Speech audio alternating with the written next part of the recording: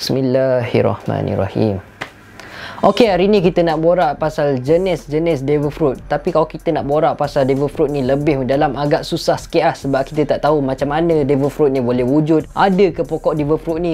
Pokok devil fruit ni macam pokok durian ke macam pokok rambutan ke, kita tak tahu. Tapi Oda dia cakap akan hadirnya seorang profesor yang akan merungkai segala misteri devil fruit ni. Aku rasa profesor tu Dr. Vega Pang je lah. Devil fruit adalah buah misteri yang berada di seluruh dunia. Tapi dunia One Piece lah, dunia kita tak ada. Kalau ada kat dunia kita memang huru-hara lah. Ia mampu memberikan kekuatan istimewa kepada sesiapa yang memakannya. Tetapi lecehnya devil fruit ni, sesiapa yang memakan devil fruit ni, dia akan kehilangan untuk berenang. Tu lah kelemahan sesiapa yang makan devil fruit ni. Devil fruit ni ada 3 jenis, iaitu Logia, Paramecia dengan Zone. Tapi yang paling famous ramai orang makan jenis Paramecia. Okey, jenis Logia membolehkan pengguna membuat, mengawal, mengubah diri menjadi elemen semula jadi. Tetapi sesiapa yang tak mahir menggunakan haki memang akan ada masalah lah bila berhadapan dengan pengguna Logia. Yelah, bila nak berlawan dengan pengguna Logia ni, bila nak cucuk ke, bila nak tumbuk ke, memang susah gila nak sentuh.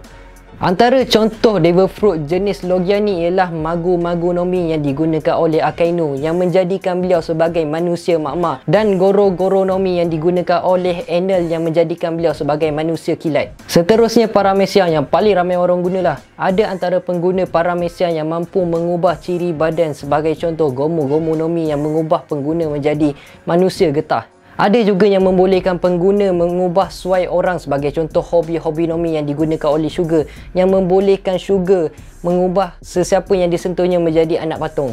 Untuk Zone type pula mempunyai 2 jenis, iaitu Mythical Zone dan Ancient Zone. Pengguna Zone type mempunyai kemampuan untuk berubah menjadi binatang, tetapi bila berubah menjadi hybrid form lebih kuat pengguna untuk bertempur.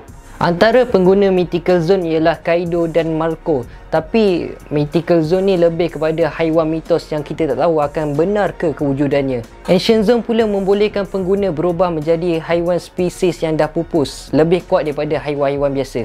Buah Smite pula buah yang dicipta dan dikembangkan oleh Vegapunk dan Doflamingo. Kemungkinan untuk berjaya hanya 10% saja. Selain tidak memperoleh sifat haiwan, kemungkinan pengguna boleh hilang emosi, hanya dapat ketawa dan tersenyum seperti apa yang terjadi oleh Killer. Kalau pasal Awakening pula, akan sampai satu tahap akan berlakunya peningkatan kemampuan pengguna dari segi kawalan dan kemampuan baru yang sebaliknya tidak mampu dilakukan. Tapi apabila pengguna devil fruit mati, kemampuan buah tersebut akan tumbuh semula menjadi bentuk buah asal. Sebagai contoh, Mera no Mi yang dimakan oleh Sabo selepas kematian Ace. Kelemahan untuk pengguna devil fruit ialah Sea Stone. Bagi aku, orang yang paling bijak ialah Vice Admiral Smoker. Dia menggunakan senjata Sea Stone untuk berlawan dengan pengguna devil fruit. Tapi dia pun pengguna devil fruit juga. Lagi-lagi dia pengguna Logia. Tak sedar diri langsung.